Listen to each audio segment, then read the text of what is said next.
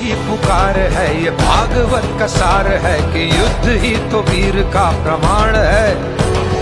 कौरवों की भीड़ हो या पांडवों का नीड हो, काय दोष होता, त्याचा काय जीव घेण्याचा यांना अधिकार होता। आणि आपल्याला आक्षेप कशावर आहे तर आतंकवादाची जी फॅक्टरी आहे त्याचे कर्ता करविता जे कोण आहेत त्यांच्यासाठी आपल्या सरकारकडनं अपेक्षा आहेत, आपल्या नेत्यांकडनं आपल्याला अपेक्षा आहेत की त्यांनी योग्य तो निर्णय घ्यावा। आज आम्ही 30, 35, 40 वर्ष झालं हेच ऐकतो आहे की शेजारी देशातून त्रास होतोय, ही लोक हे करतात, आता काहीतरी ॲक्शन घ्या। आमची एवढीच अपेक्षा आहे की पोलिसांनी योग्य तो तपास करा, त्याच्या बाबतीत जे काही निर्णय घ्यायचे, जे काही धोरण अवलंबायचं आहे। आणि आमच्या नेत्यांना देखील हीच विनंती आहे की हे जे 10 जणांचं बलिदान झालेलं आहे ना, हे आपले जे यात्रेकरू भाविक होते ते हिंदू होते, ते आपल्या देशासाठी लढायला गेलेल्या लष्करच्या सैनिकांपेक्षा एक कणही कमी नव्हते। जसं आपण सुद्धा उद्या कुठे यात्रेला गेलो, भक्ती मार्गाने गेलो तर आपल्याला देखील हाच धोका आहे। त्याच्यामुळे काश्मीरपासून कन्याकुमारीपर्यंत प्रत्येक हिंदूचं अतळं असं तुटलं, काळी जसं तुटलं पाहिजे, या घटनेचा मी जाहीर निषेध करते। आणि एक मातृशक्ती म्हणून किंवा एक आईच्या काळजाने मला याबद्दल अतिशय दुःख वाटतंय, पण तितकी चीड देखील येते। आणि आता वेळ आलेली आहे की आम्हाला अपेक्षा आहे या नेत्यांकडून योग्य तो निर्णय व्हावा याची। की भारत माता की, भारत माता की, वंदे वंदे वंदे, छत्रपती श्री शिवाजी महाराज की, धर्मवीर छत्रपती श्री संभाजी महाराज की। आपल्या सर्वांना आधीच्या वक्त्यांकडनं तर समजलंच की आता आपण सर्वजण खरे तर का आणि कशासाठी या ठिकाणी उपस्थित आहोत। गेल्या 2-3 दिवसापासून आपण TV चॅनलच्या माध्यमातून, वृत्तपत्रांच्या माध्यमातून आपण सर्वांनी बातम्या ऐकल्या असतील, वाचल्या असतील। आणि आपल्या सर्वांना माहितीच आहे की नुकतंच आपल्या या हिंदुस्थानामध्ये मोठा लोकशाहीचा उत्सव आपण सर्वांनी अतिशय गुण्यागोविंदाने आपण पार पाडला। आणि एक चांगलं हिंदुत्ववादी सरकार, एक तुमच्या आमच्या मनातला एक हिंदुत्ववादी राजा आपण पुन्हा एकदा मोठ्या संख्येने त्या ठिकाणी दिल्ली तख्तावरती आपण बसवला। आणि त्या राजाचा राज्याभिषेक सोहळा 3 दिवसापूर्वी रविवारी 9 जून 2024 रोजी या दिल्लीमध्ये पार पडत असताना, त्याच दिवशी त्याच वेळेला संध्याकाळी काही पाकिस्तानच्या या डुक्कर अवलादींनी, या दहशतवाद्यांनी तोच मुहूर्त साधत आपल्या काश्मीर खोऱ्यामधील आपल्या हिंदू बांधवांवर, काही यात्रेकरूंवर भ्याड हल्ला केला। खरं तर हे आपले हिंदू बांधव ज्या वेळेस वैष्णवदेवीचं दर्शन करून, शिवखोडीतल्या बाबा भोलेनाथांचं दर्शन करून पुन्हा आपल्या ज्या ठिकाणी त्यांचा निवास होता त्या ठिकाणी ते चाललेले असताना एका निर्मनुष्य वस्तीमध्ये, रियासी नावाचा जिल्हा ज्या ठिकाणी घाटाचा भाग येतो, अशा ठिकाणी हे पाकिस्तानचे पोषित, हे डुक्कर अवलादीचे दहशतवादी मुस्लिम समाजाचे त्या ठिकाणी दबा धरून बसलेले होते। आणि अचानक निहत्या असलेल्या आपल्या हिंदू बांधवांवर त्यांनी अचानक त्या बस ड्रायव्हरवर गोळीबार करायला सुरुवात केली। आणि जसं की आता ताईंनी उल्लेख केला की 2 वर्षाचा बालक, की ज्या बालकाला कल्पनाही नसेल की भारत काय, पाकिस्तान काय, हिंदू धर्म काय, मुस्लिम धर्म काय, सर्व धर्म समभाव काय आणि सर्व पंथ समभाव काय, हा 2 वर्षाचा दिगू सैनी नावाचा मुलगा, त्याचप्रमाणे हा राजस्थानमधून आलेला होता आणि उत्तर प्रदेशमधून आपला एक तरुण, अशा अनेक वेगवेगळ्या भागातून, देशभरातून त्या ठिकाणी गेलेले जे काही लहान बालकं असतील, जे तरुण असतील, जे की आपल्या हिंदुस्थानचं भवितव्य होते, पुढे जाऊन 2047 साली जे काही पाकिस्तानमधल्या मुस्लिमांचं असेल किंवा हिंदुस्थानातल्या मुस्लिमांचं असेल, त्यांचं सर्वांचं लक्ष जे काय या हिंदुस्थानाला गजवाए हिंद, हे जे काय त्यांना इथली मुस्लिम संख्या वाढून करण्याचं आहे, त्याला आळा घालण्यासाठी म्हणून हे जे भारताचं भवितव्य, हे हिंदू संपवण्याचं कट कारस्थान हे अशा छोट्या मोठ्या गोष्टीतून होतंय. हे खरं आजच घडलं का? ज्या ज्या वेळी या हिंदुस्थानामध्ये एक हिंदू राजा राज्य करण्यासाठी येतो. खरं तर आपल्या सर्वांना माहिती आहे की 1000 वर्षाची गुलामगिरी या हिंदुस्थानाने भोगली. आणि ज्यावेळेस 1947 साली आपण सर्वजण स्वतंत्र झालो, पहिल्या मुस्लिमांकडनं, इस्लामिक राष्ट्रांकडनं, नंतर ख्रिश्चनांकडनं, इंग्रजांकडनं आपण आपल्याला स्वातंत्र्य मिळवून घेतलं. त्यानंतर वेळोवेळी असे अनेक प्रकार 1947 सालापासून आजपर्यंत या 75 वर्षामध्ये घडले. खूप मागे आपल्याला इतिहासात लिहित नाही, पण 1999 साली ज्यावेळेस अटलजींचं सरकार या हिंदुस्थानामध्ये आलं, त्यावेळेस सुद्धा पाकिस्तानच्या सैनिकांकडनं असेल किंवा दहशतवाद्यांकडनं असेल, कारगिलमध्ये आपला काही भूभाग त्यांनी बळकावण्याचा प्रयत्न केला. ज्यावेळेस 2014 साली बालाकोट प्रकरण आणि त्यानंतर त्या ठिकाणी उरीचा हल्ला, हे सुद्धा पाकिस्तान पुरस्कृत दहशतवाद्यांनी केलं. त्याला सडेतोड जवाब जे काय उत्तर द्यायचं होतं ते त्यावेळेस अटलजींनी सुद्धा दिलं आणि ह्या हिंदुत्ववादी आपल्या नरेंद्र मोदी नामक या राजाने सुद्धा दिलं, जे आपण सगळ्यांनी पाहिलं. सर्जिकल स्ट्राईक केला, एअर स्ट्राईक केला.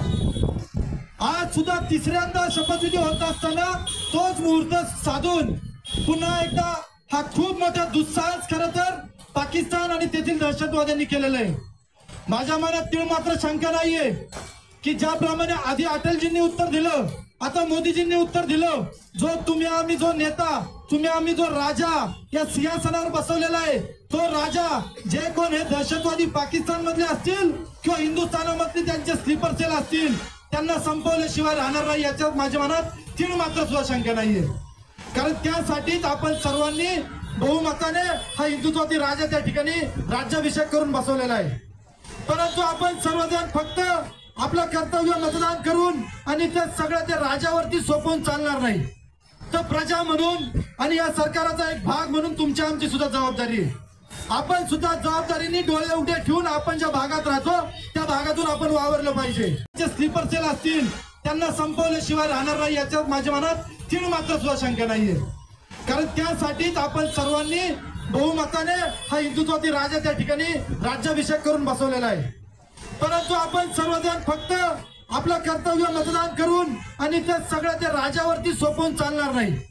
तर प्रजा म्हणून आणि या सरकाराचा एक भाग म्हणून तुमची आमची सुद्धा जबाबदारी आहे. आपण सुद्धा जबाबदारीने डोळे उघडे ठेवून आपण ज्या भागात राहतो त्या भागातून आपण वावरलं पाहिजे. कारण दहशतवादी असतील किंवा पाकिस्तान पुरस्कृत जे काही इस्लामिक आपल्या राष्ट्राच्या विरोधात काम करणारे असतील, ते केवळ फक्त अफगाणिस्तान, पाकिस्तान, बांगलादेश किंवा अन्य कुठल्या मुस्लिम राष्ट्रांमध्ये बसलेले नाहीयेत. तर त्यांच्यापेक्षा जास्त घातक आणि धोकादायक हे आपल्या या राज्यामध्ये, आपल्या राष्ट्रामध्ये, आपल्या आजूबाजूला गोल टोपी घालून वावरत आहेत.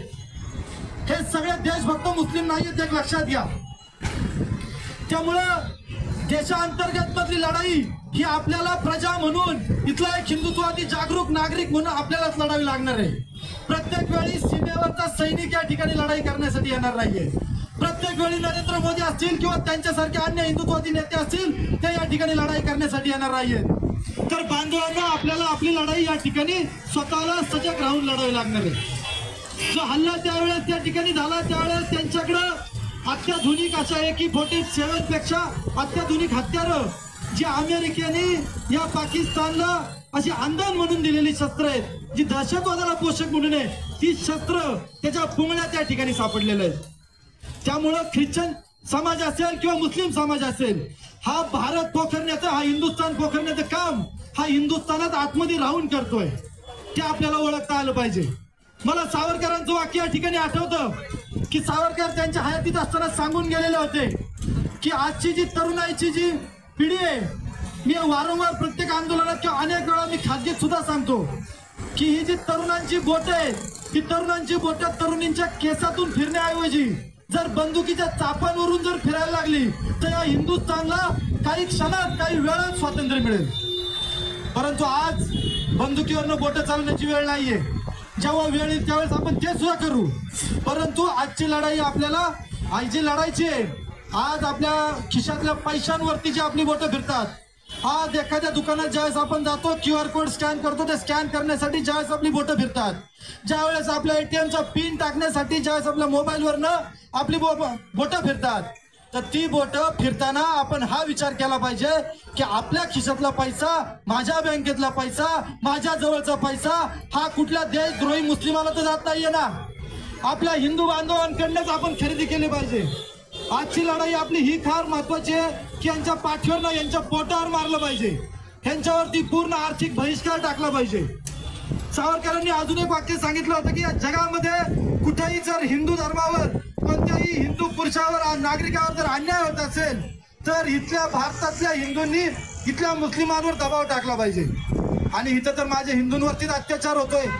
त्या लहान बालकाचा ज्याचा काही निरपराधीचा जीव गेला. अनेक वेळा हे फक्त काश्मीरच नाही, उमेश कोल्हे नावाचा राजस्थानवर त्याला त्याच्या एका मुस्लिमाने दुकानात जाऊन चिरला, गळा चिरला. श्रद्धा वालकरचे 36 तुकडे केले. नुकत्याच अशा अनेक घटना, सांगेल तेवढ्या कमी घटना या हिंदुस्थानामध्ये आपण बातम्यांच्या माध्यमातून ऐकतो. आणि त्या घटनांच्या वेळा आता प्रत्येक वेळा आपण निषेध नोंदवण्यासाठी आपापल्या भागात उतरतो. परंतु हे केवळ निषेध नोंदवून भागणार नाही, तर आपण प्रत्येकाने आता हे आपण जे त्यांच्या विरुद्ध जसं असहकार आंदोलन गांधीजींच्या काळात स्वातंत्र्यपूर्वी पुकारलं गेलेलं होतं, हे असं असहकार आंदोलन ज्यावेळेस आपण पुकारणार नाही, जोपर्यंत यांच्या पोटावरती आपण लाथा घालणार नाही, तोपर्यंत हा लढा काही संपणार नाही. अनेक लोक जे आजच्या गोष्टी घडतात, आपल्या गोमातांची कत्तल होते, ते का थांबत नाही? तर आपण जो व्यवहार त्यांच्याशी आर्थिक करतो आणि त्याच पैशातून पुढे जाऊन या सगळ्या गोष्टी त्यांना बंदुकी घेण्यासाठी किंवा आपल्या विरुद्ध जिहाद करण्यासाठी हे सगळे करत असतात. त्यामुळं आपण सर्वांनी आज या ठिकाणी या लोकमान्य टिळकांना स्मरून आपण सगळ्यांनी मनोमन शपथ घेतली पाहिजे. छत्रपती शिवाजी महाराजांना, धर्मवीर छत्रपती संभाजी महाराजांचं जसं आपण नामोल्लेख करतो, त्या सगळ्यांना स्मरून आज आपण सगळ्यांनी मनोमन या ठिकाणी शपथ घेऊन जाऊ आणि आपल्या आजूबाजूचा बांधव सुद्धा या ठिकाणी आपण जागृत करू की जर ही देशांतर्गत मधली लढाई जर आपल्याला लढायची असेल तर आपल्याला मात्र यांच्यावर आर्थिक बहिष्कार टाकला पाहिजे. आणि आपण सजग राहून उघड्या डोळ्यांनी या सगळ्या गोष्टी आजूबाजूला ज्या घडतायत त्यावर लक्ष ठेवून आपल्या आजूबाजूला विश्व हिंदू परिषद असेल, बजरंग दल असेल किंवा अन्य हिंदुत्ववादी संघटनांचे या ठिकाणी कार्यकर्ते आलेले हे आपल्या आजूबाजूला कायम असतात. त्यांना या अडीअडचणी आपण सांगितल्या पाहिजेत. ज्या ज्या गोष्टी आता नुकताच एक सर्वे आला की मदरशांमधून, पाकिस्तानमधून रोजच्या रोज शेकडो दहशतवादी त्या ठिकाणाहून बाहेर पडत आहेत आणि हेच दहशतवादी आपल्यावरती भारतामध्ये आक्रमण करण्यासाठी त्यांचा उपयोग केला जातोय. मग हे केवळ पाकिस्तान मधल्या मदरशांमधून होत नाहीये, हे तुमच्या आमच्या आजूबाजूला असलेल्या मदरशांमध्ये सुद्धा हेच होतंय. शेकडो दहशतवादी मला इथं उपस्थित असलेल्यांनी किंवा अन्य कुणी जे कोण व्हिडिओ पाहत असतील त्यांनी सांगावं की एकाही मदरशामधून एक सीए जन्माला आलाय, एक वकील जन्माला आलाय, एक डॉक्टर त्यांनी त्या ठिकाणी प्रशिक्षित करून पाठवलाय, एक इंजिनियर झालाय. अहो, एक साधा सुजाण नागरिक सुद्धा मदरशामधून बाहेर पडत नाही. या मदरशांमधून फक्त दहशतवादी आणि दहशतवादी बाहेर पाठवले जातात. त्यामुळे या अशा मदरशांवर आपल्या आजूबाजूच्या असलेल्या मशिदींवर सुद्धा आपण लक्ष ठेवलं पाहिजे की या मशिदींमधून काय रात्रीच्या घडामोडी घडतायत, त्या मदरशांमधून कोण नेमकं बाहेर पडतंय हे आपण सजग राहून उघड्या डोळ्यांनी बघितलं पाहिजे. सगळ्या माता भगिनींना सुद्धा माझी विनंती आहे की आपणही या खांद्याला खांदा देऊन राणी लक्ष्मीबाई सारखं आपण तर लढत आहातच, आपण सुद्धा आमच्या या कार्यामध्ये आपण धडाडीने सहभागी होत असता. त्यामुळे खरं तर कौतुक करावं तेवढं, सगळं आपल्या मातृशक्ती सुद्धा कौतुक करावं तेवढं कमीच आहे. त्यामुळे जाता आता मी फक्त एवढीच विनंती आपल्या सर्वांना परत आणि वारंवार करतो की आपण जागरूक राहून हे जे काही इस्लामिक दहशतवादी इथं भारताच्या अंतर्गत स्लीपर सेल मधून काम करतायत तर त्यांच्यावर आपण करडी नजर ठेवली पाहिजे. बोला भारत माता की, भारत माता की, हिंदू धर्म की, हिंदू धर्म की. जय श्रीराम, जय जय श्रीराम, जय जय श्रीराम. अरे नीम का पत्ता कड़वा है, पाकिस्तान बड़ा है. अरे नीम का पत्ता कड़वा है, पाकिस्तान बड़ा है. नीम का पत्ता कड़वा है, पाकिस्तान बड़ा है. राणी लक्ष्मीबाई सारखं आपण तर लढत आहातच, आपण सुद्धा आमच्या या कार्यामध्ये आपण धडाडीने सहभागी होत असता. त्यामुळे खरं तर कौतुक करावं तेवढं, सगळं आपल्या मातृशक्ती सुद्धा कौतुक करावं तेवढं कमीच आहे. त्यामुळे जाता आता मी फक्त एवढीच विनंती आपल्या सर्वांना परत आणि वारंवार करतो की आपण जागरूक राहून हे जे काही इस्लामिक दहशतवादी इथं भारताच्या अंतर्गत स्लीपर सेल मधून काम करतायत तर त्यांच्यावर आपण करडी नजर ठेवली पाहिजे. बोला भारत माता की, भारत भारत माता की, हिंदू धर्म की, हिंदू धर्म की जय श्री राम, जय जय श्री राम, जय जय श्री राम। अरे नीम का पत्ता कड़वा है, पाकिस्तान बड़वा है, अरे नीम का पत्ता कड़वा है, पाकिस्तान बड़वा है, नीम का पत्ता कड़वा है, पाकिस्तान बड़वा है। पुन्हा एकदा सर्वांनी हाताच्या दोन्ही मुठ्या आवडायच्या, जोरात सगळ्यांनी बेंबीच्या देठापासून शक्य तेवढा आपल्या जीवाचा जीव बेंबीच्या देठापासून हाक मारायचे. बोला जय श्रीराम, जय जय श्रीराम, जय जय श्रीराम, जय जय श्रीराम, जय पाणी, जय शिवाजी, हर हर महादेव, हर